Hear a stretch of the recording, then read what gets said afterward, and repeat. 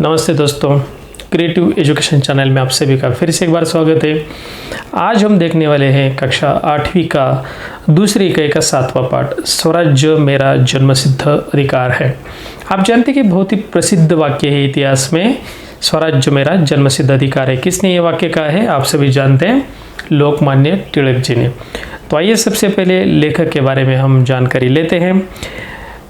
लोकमान्य तिलक का पूरा नाम है बाल गंगाधर तिलक और उनका जन्म हो गया 1856 में दापोली, रत्नागिरी, महाराष्ट्र में, और उनकी मृत्यु हो गई 1920 में मुंबई में।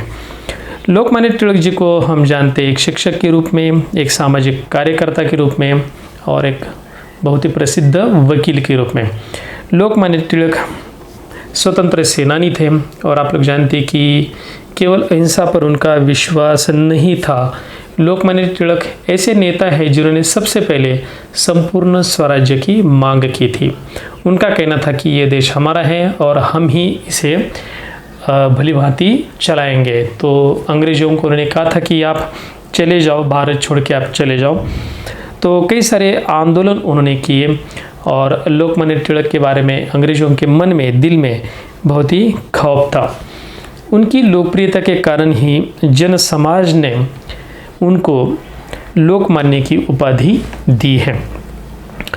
उन्होंने गीता रहस्य, वेद काल का निर्णय, आर्यों का मूल निवास स्थान, वेदों का काल निर्णय और वेदांग ज्योतिष, ये उनके ग्रंथ भी हैं। तो लोकमान्य तिलक अपने ज़माने के काफ़ी लोकप्रिय नेता थे, जिनको काफ़ी जनाधार था, जिनके विचारों से युवाएं प्रेरित होते थे और देश को आज़ाद करने के लिए वे अपनी जान तक निछावर करने के लिए तैयार होते थे। तो लोकमान्य तिलक जी इस पाठ में क्या कहते हैं, देखिए, ये एक भाषण है लोकमान्य तिलक द्वारा दिया गया। स्वराज्य के अधिकार को आप आत्मा की तरह अजर अमर आपने बताए हैं और तिलक जी ने राजनीति, धर्म, स्वशासन आदि जो मुद्दे हैं उन पर विस्तृत विवेचन इस भाषण में किया है। तो उनकी जो प्रतिबद्धता है स्वराज्य के प्रति वो हमें इस भाषण के बीच में देखने को मिल जाती है। तो आइए सबसे पहले हम देख लेते कि तिलक जी ने अपने भाषण का आरंभ जो है वो कैसे किया है। तो लोकमान्य तिलक जी अपने भाषण में कहते हैं, मैं यद्यपि शरीर से बूढ़ा किंतु उत्साह में जवान हूँ। तो देखिए ये वाक्य बहुत ही महत्वपूर्ण है। वे कहते हैं कि मैं शरीर से बूढ़ा हो चुका हूँ लेकिन मेरा मन जो है वो बिल्कुल उत्साही है। तो उत्साह के मामले में मैं किसी जवान से कम नहीं हूँ, ये लोकमान्य तिलक जी का कहना है। मैं युवा अवस्था के इस विशेष अधिकार को छोड़ना नहीं चाहता। अपनी विचार शक्ति को सबल बनाने से इनकार करना ये स्वीकार करने के समान होगा कि मुझे इस प्रस्ताव पर बोलने का कोई अधिकार नहीं है। अब मैं जो कुछ बोलने जा रहा हूँ वह चिर युवा है। शरीर बूढ़ा जर्जर हो सकता है और नष्ट भी हो सकता है, परंतु आत्मा अमर है। तो देखिए लोकमान्य तिलक जी ने बहुत ही सटीक बात कही है। वो कहते हैं कि संसार की कई सारी चीज़ें हैं जो नष्ट हो सकती है, जैसे कि हमारा शरीर बूढ़ा होकर एक न एक दिन नष्ट हो जाता है, लेकिन जैसे हमारी आत्मा अमर होती है, वो कभी मरती नहीं। उसी प्रकार से कुछ विचार भी ऐसे होते हैं जो कभी मरते नहीं हैं। तो उनका कहना है उसी प्रकार हमारी होमरूल गतिविधियों में भले ही सुस्ती दिखाई दे, उसके पीछे छिपी भावना अमर एवं अविनाशी है। तो लोकमान्य तिलक जी ने जो एक आंदोलन छेड़ा था, होम रूल जिसे कहा जाता है, इसका मतलब ये है कि स्वराज या जो शासन है देश का वो हमारे ही लोग चलाएं, इसको ही होम रूल कहा जाता है। तो उसकी जो गतिविधियां हैं उन पर कई प्रकार की पाबंदियां अंग्रेज सरकार ने लगाई थी, इसलिए खुलकर ज़्यादा कुछ करना उस समय में बड़ा मुश्किल था। इसीलिए लोकमान्य तिलक जी कहते हैं कि इसमें सुस्ती दिखाई दे रही है, लेकिन जो उसके पीछे की भावना है वो बिल्कुल अमर एवं अविनाशी है। वही हमें स्वतंत्रता दिलाएगी। आत्मा और परमात्मा है और मन को तब तक शांति नहीं मिलेगी जब तक वह ईश्वर से एकाकार न हो जाए। स्वराज्य मेरा जन्मसिद्ध अधिकार है। तो देखिए ये वाक्य बहुत ही महत्वपूर्ण है, इतिहास प्रसिद्ध है कि स्वराज्य मेरा जन्मसिद्ध अधिकार है। ये लोकमान्य तिलक जी ने अंग्रेजों को सुनाया था और यह वाक्य काफ़ी प्रसिद्ध भी हो चुका है। जब तक वह मेरे भीतर जागृत है मैं बूढ़ा नहीं हूँ।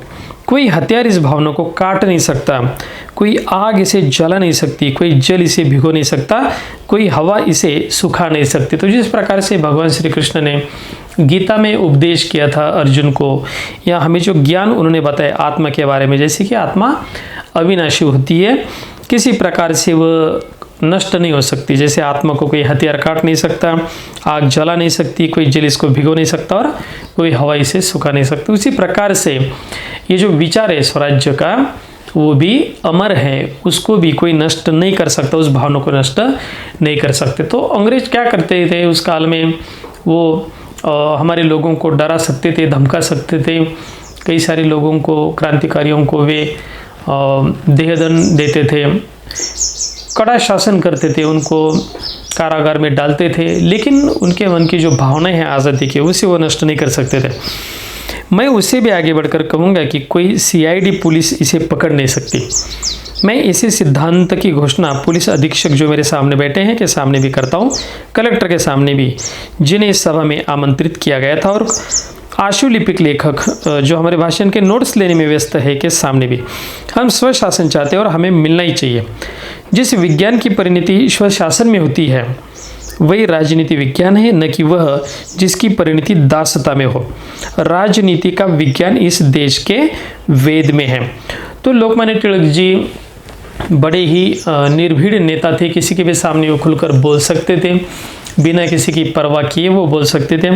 और इसीलिए पुलिस अधीक्षक के सामने वो भाषण कर रहे हैं, और कलेक्टर की भी उन्होंने इस कार्यक्रम में आमंत्रित किया था। जो आशुलिपि लेखक है, जिसको हम शॉर्ट हैंड कहते हैं, जो नोट्स लेते हैं भाषण के, उनके भी सामने लोकमान्य तिलक जी खुलकर ये बात कहते हैं, क्योंकि उनका कहना है कि जो सुशासन है ये हमें मिलना ही चाहिए, क्योंकि ये विज्ञान की परिणति जो है, विज्ञान में जो हम तरक्की कर रहे हैं, इसका मतलब है कि मनुष्य को आज़ादी चाहिए, कोई दासता इसमें नहीं होनी चाहिए। दासता में एक प्रकार से गुलामी की भावना हम कह सकते हैं। लोकमान्य तिलक जी कहते हैं, आपके पास एक आत्मा है और मैं केवल उसे जगाना चाहता हूँ। मैं उस पर्दे को हटाना चाहता हूँ जिसे अज्ञानी, कुचक्री और स्वार्थी लोगों ने अपने आंखों पर डाल दिया है। राजनीति के विज्ञान के दो भाग हैं, पहला दैवी और दूसरा राक्षसी। तो देखिए लोकमान्य तिलक जी हमारी आत्मा को आह्वान कर रहे हैं, उसको झकझोर कर रखना चाहते हैं, उसको जगाना चाहते हैं। वो कहते हैं कि वो पर्दा मैं हटाना चाहता हूँ जो स्वार्थी लोगों ने आपकी आंखों के ऊपर डाला है। जैसे अंग्रेज लोग जो है वो हमारे देश पर जुल्म से ज़बरदस्ती शासन करना चाहते हैं, हमें लूटना चाहते हैं। तो राजनीति के दो भाग, राजनीति विज्ञान जो उसके दो भाग लेखक ने बताए, पहला दैवी और दूसरा राक्षसी, ये उन्होंने कहा है। एक राष्ट्र की दासता दूसरे भाग में आती है। राजनीति विज्ञान के राक्षसी भाग का कोई नैतिक औचित्य नहीं हो सकता। एक राष्ट्र जो उसे उचित ठहराता है ईश्वर की कृपा में पाप का भागी है। तो उन्होंने कहा कि राजनीति जरूर करनी चाहिए, लेकिन किसी देश को गुलाम बनाना ये बहुत ही गलत बात है। उसी को लेखक ने राक्षसी कहा है, ये बहुत ही बुरी बात है। कुछ लोगों में उस बात को बताने का साहस होता है जो उनके लिए हानिकारक है, और कुछ लोगों में यह साहस नहीं होता।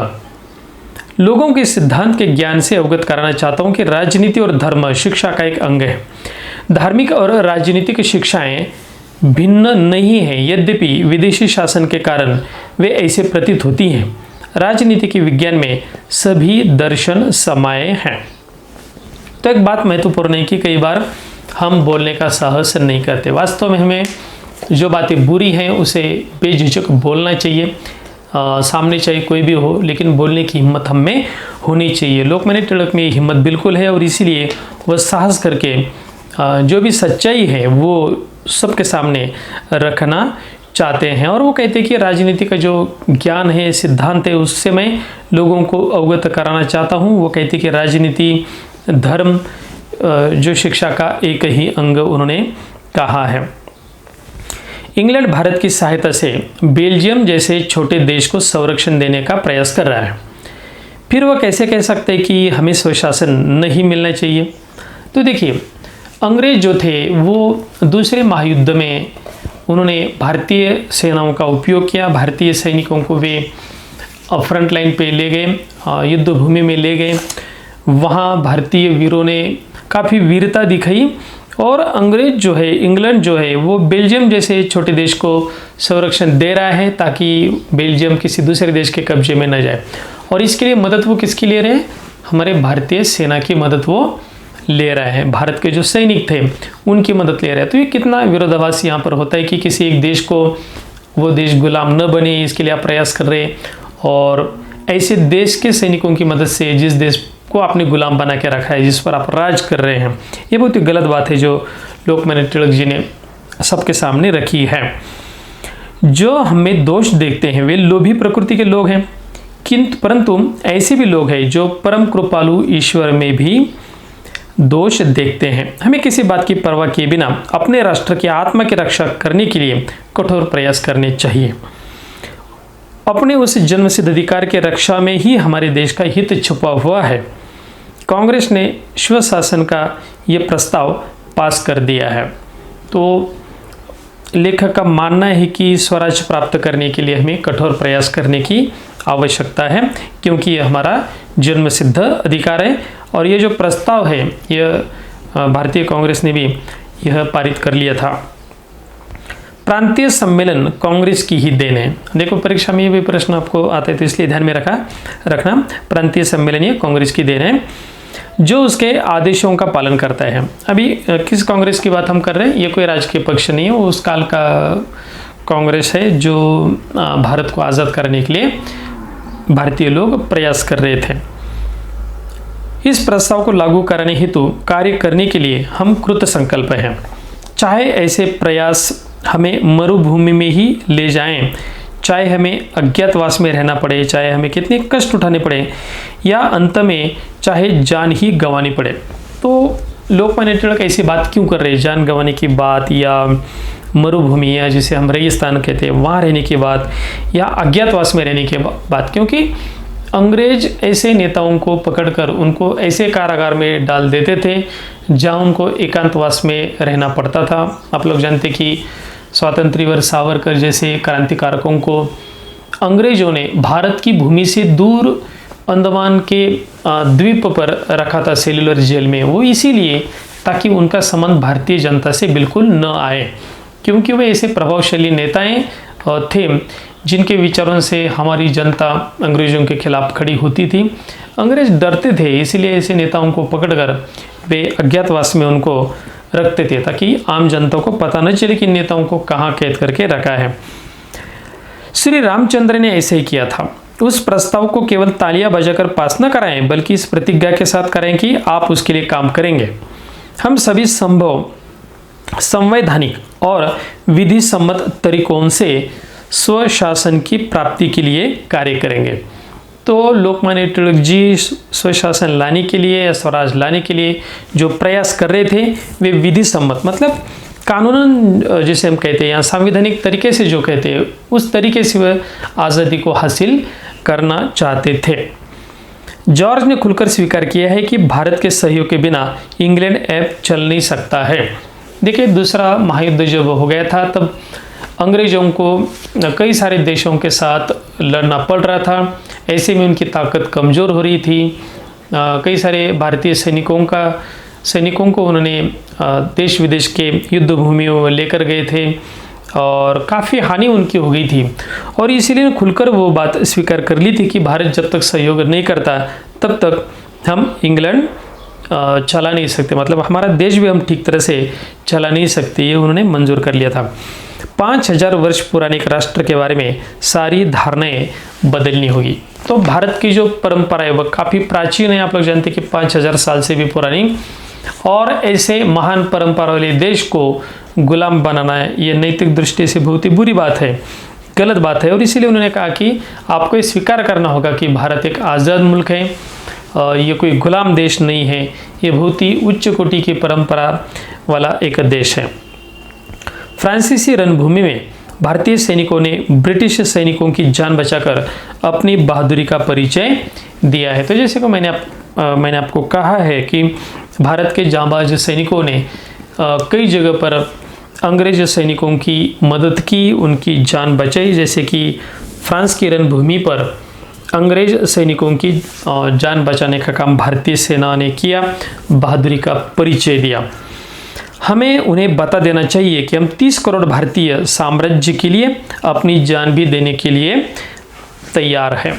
तो उस काल की जो जनसंख्या थी वह 30 करोड़ थी और ये पूरी जनता आज़ादी के लिए अपनी जान तक न्यौछावर करने के लिए तैयार है। इस प्रकार की बात लोकमान्य तिलक जी ने अपने इस भाषण में कही है। तो आपने लोकमान्य तिलक जी के भाषण देखा, गौर से आप उसको पढ़िए और सुनिए, तो आपको पता चलेगा कि उन्होंने जो घोषणा की वह सबसे पहले बहुत ही महत्वपूर्ण बात उन्होंने कही थी कि स्वराज्य मेरा जन्म सिद्ध अधिकार और उसे मैं हासिल करके रहूँगा, प्राप्त करके रहूँगा।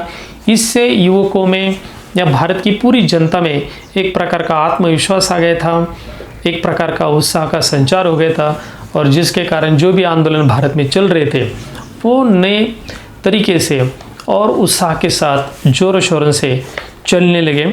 उनके जो विचार थे वो विचार खुलकर लोगों के सामने रखते थे। जैसे केसरी जैसा उनका अखबार भी था, उसमें भी वो लिखते थे अंग्रेज़ों के खिलाफ या जो भी बुरी बातें थी या गुलामी के बारे में जो भी थी, स्वराज्य के बारे में, आंदोलनों के बारे में वे जरूर कहते। और उनका जो कहना था वो बिल्कुल साफ था कि भारत एक बहुत ही प्राचीन परंपरा वाला देश है, ये गुलाम कभी हो नहीं सकता, तो कृपया इसे गुलाम न बनाएं, आप देश को छोड़ के जाएं और देश को आज़ाद करें।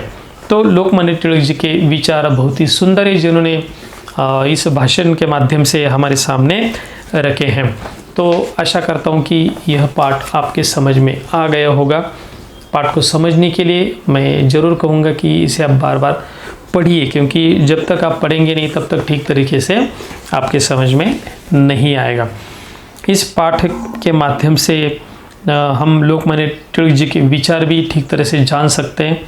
अब इस पाठ के आधार पर किस प्रकार के प्रश्न पूछे जाएंगे ये भी मैं आपके साथ ज़रूर साझा करूँगी, लेकिन उसके पहले शब्दों के अर्थ हम ज़रूर देखना चाहेंगे। कुछ ऐसे शब्द हैं जो हमें जानने चाहिए, जैसे कि जर्जर शब्द है, जर्जर जिसका अर्थ है कमज़ोर होना। दूसरा है होम रूल, यह एक ऐतिहासिक आंदोलन है, जैसे मैंने आपको कहा था होम रूल आंदोलन के बारे में कि अपने देश की शासन व्यवस्था जहाँ होती है उसे हम होम रूल कहते हैं।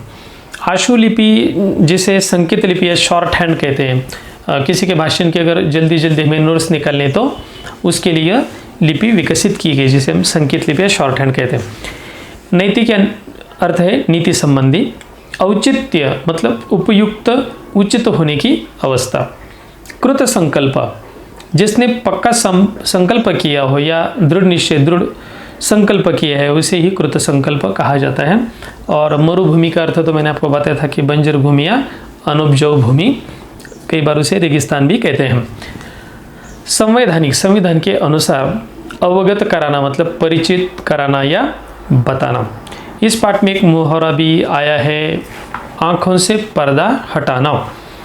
इसका अर्थ है वास्तविकता से अवगत कराना, जो भी सच्चाई वो किसी को बताना, सच्चाई से अवगत कराना, इसे हम कहते हैं आँखों से पर्दा हटाना। तो इस पाठ में जो स्वाध्याय दिए हैं, जो कृतियाँ आपको हल करनी है, उसके बारे में अलग से वीडियो आपके लिए ज़रूर बनाएंगे। तो मिलते हैं अगले वीडियो में, तब तक आप क्रिएटिव एजुकेशन चैनल को सब्सक्राइब जरूर करें और अपने सभी दोस्तों को ये वीडियो शेयर भी जरूर करें। धन्यवाद।